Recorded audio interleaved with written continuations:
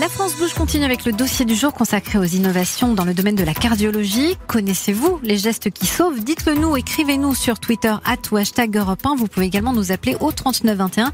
C'est 50 centimes la minute, Raphaël. Et nous allons découvrir ensemble un projet qui est né dans la tête de son inventeur il y a déjà quelques années, je crois. Bonjour Philippe Benqueteux. Bonjour, merci de votre invitation. Merci d'être avec nous. Vous êtes médecin neuroradiologue du côté de Rouen. Et alors, vous avez vu pendant des années des gens mourir parce que tout simplement les moyens n'étaient pas suffisants, notamment pour prendre en charge les AVC ou les chocs hémorragiques. Qu'est-ce qui en 2004 vous fait dire il faut créer quelque chose pour sauver plus de vies ? Voilà, alors vous l'avez dit, ça part d'une expérience personnelle. Pendant un an, j'ai travaillé dans un hôpital périphérique et j'ai attendu un poste de chef de clinique. Et pendant cette année, j'ai découvert une autre médecine. Et je me suis rendu compte qu'on n'avait pas les mêmes moyens dans un hôpital périphérique, un grand centre universitaire, et qu'on n'avait pas accès aux mêmes technologies, aux mêmes spécialités. Et j'ai vu les patients mourir par défaut de radiologie interventionnelle. On n'avait pas accès à la possibilité d'une intervention par voie endovasculaire dans le cadre des urgences vasculaires, que ce soit hémorragique ou thrombotique, comme l'infarctus ou l'AVC. Donc dans le même temps, à cette époque, je voyais le professeur Maresco qui opérait des patients depuis New York à Strasbourg, et donc c'était l'opération Lindbergh. Et puis le constat qu'on est la profession la plus irradiée, et également la chance de pouvoir bénéficier de la robotique pour améliorer les interventions. L'ensemble de ces constats m'ont fait commencer des travaux sur la robotique vasculaire, en pensant que vraiment ça pourrait être la solution à tous ces problèmes. Oui, parce que on va essayer. Je vais schématiser évidemment. Vous m'en voudrez pas, mais c'est un peu technique.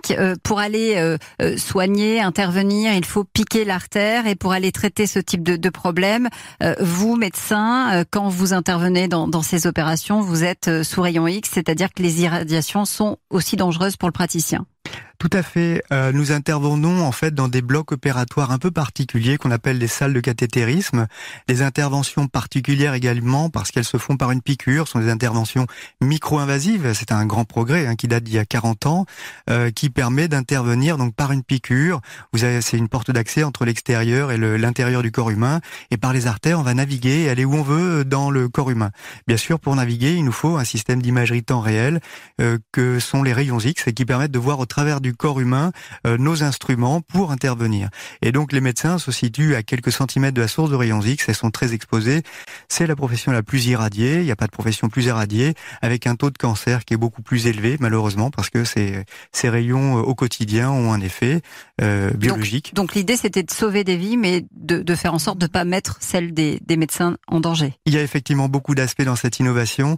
C'est d'une part d'améliorer les conditions de travail qui sont épouvantables pour ces professionnels de santé, et puis par ailleurs améliorer finalement la qualité des interventions grâce à une amélioration de la précision, une amélioration de l'agilité, de nouveaux mouvements que vous ne pourriez pas faire à la main. Et on parle vraiment d'interventions augmentées, de chirurgie augmentée. Et on voit aujourd'hui que les robots apparaissent dans les blocs opératoires. On en voit de plus en plus dans les blocs opératoires. Cette précision, cette agilité, c'est ce qui caractérise R1, R-1, O-N-E, plus loin.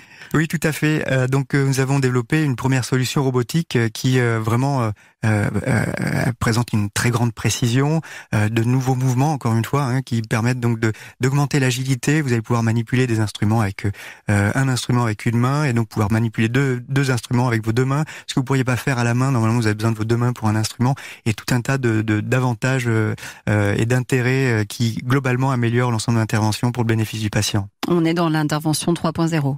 Exactement.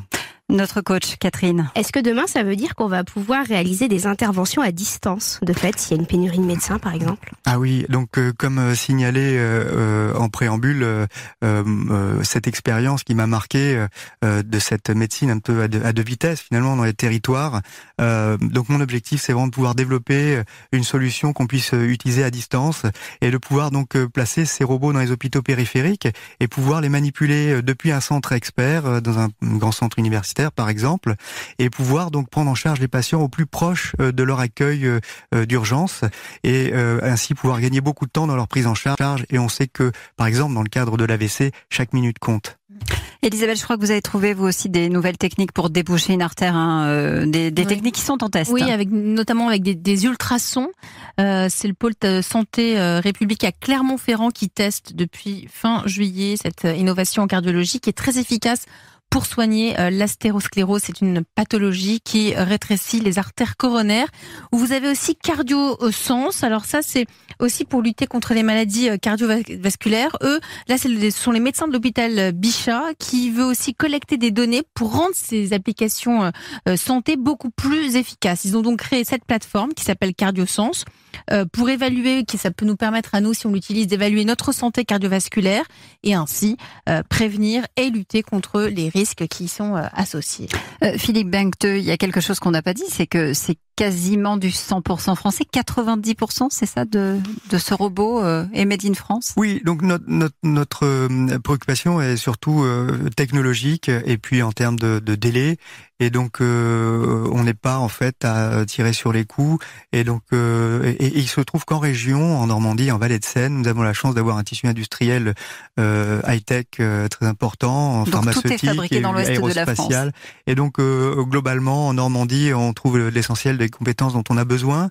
Et on va dire que donc 50% en Normandie, 90% en France. Et puis nous avons 2 partenaires en Espagne et un en Espagne et un en Allemagne. Avec une levée de fonds, je crois, aujourd'hui même, c'est ça, tout à fait. ce matin.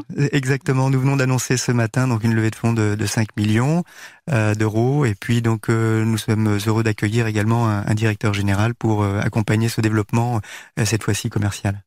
On reste ensemble et on continue à parler des innovations en matière de cardiologie aujourd'hui sur Europe 1. Mais il est 13h sur Europe 1. Mais il est 13h sur Europe 1. Mais il est 13h sur Europe 1. Mais il est 13h sur Europe 1.